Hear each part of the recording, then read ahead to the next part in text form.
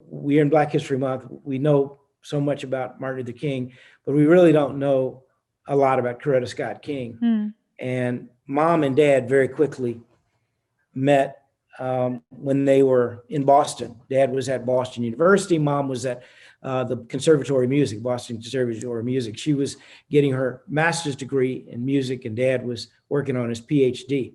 When they met, Mom had already been involved in peace demonstrations. So Dad would tell you, you know, my wife brought me to the peace movement. He had not done demonstrations at that time. It was much, not much, but later on that he would be engaged in ultimately leading part of the modern nonviolent civil rights movement. But it was, he and Mom were partners. And of course, you know, after Dad was killed, I remember on April 8th, he was killed on April 4th, 1968.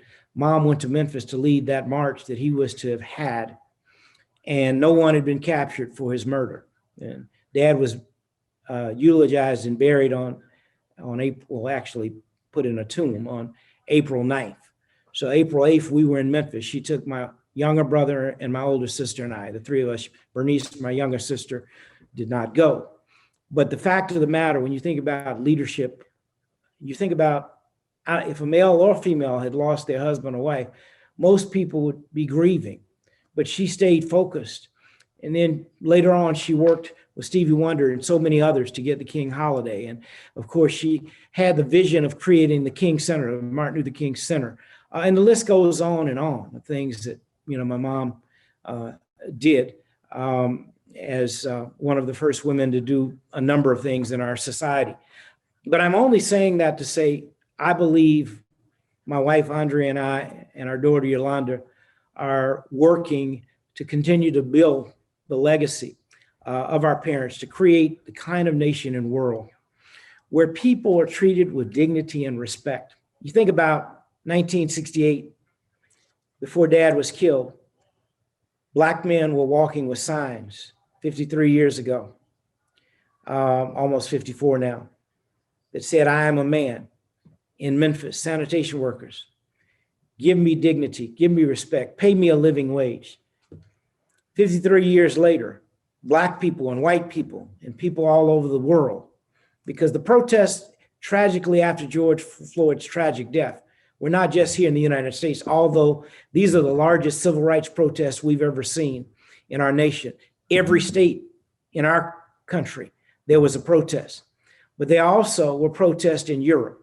They also were protests in Australia. They also were protests on the African continent. They also were protests in South America and Canada. So just about the whole world. And many of those protests had signs saying Black Lives Matter. Now there's a consciousness all over the world.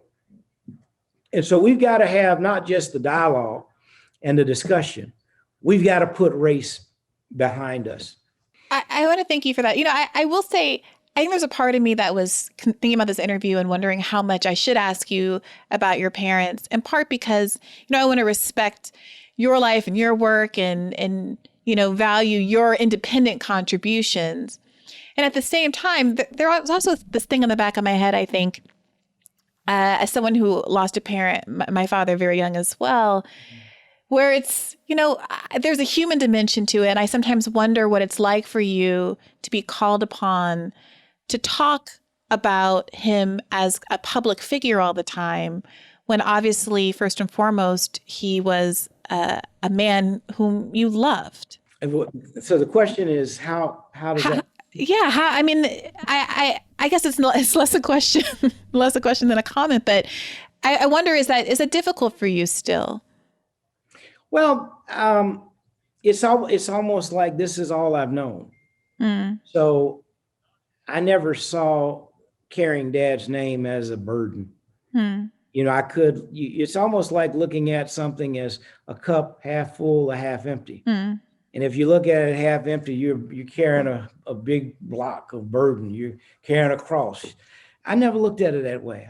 I've always looked at it as a tremendous blessing to be one who promoted this legacy, a legacy of love, a legacy of forgiveness, a legacy of inclusion.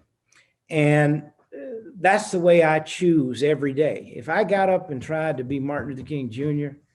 Every day of my life, I would fail. My mom used to tell my wife, and although we were not married, but we were dating at the time, before my mom, in fact, I married the year after my mom, no, the same year. My mom died in 2006, January 30th.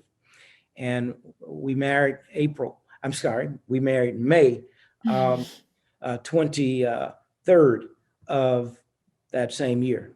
Mom used to say to my wife, Martin Luther King Jr. couldn't live in Martin Luther King shoes today. In other words, it would be overwhelming for him because he has become, when you think about the propheticness of him, any of his messages that you listen to today, the reality is they were delivered at least 53 years or 54, 55 years ago. But they seem as if they were delivered yesterday because, some may say everything has changed and nothing has changed. And that's not totally true because there have been changes. But, when you look at it, the problems that he foresaw, talked about, we're still grappling with now. We should be so much further. And frankly, had he lived, and I won't just say him, had John F. Kennedy lived, maybe we'd be on a different trajectory. Had Medgar Evers lived, had Malcolm X not been killed, had Robert Kennedy and Martin Luther King, all of those gentlemen killed in the decade of the 60s, our world would be dramatically different. But what happened, happened. And we are where we are today. And we have to move forward. We cannot move backward.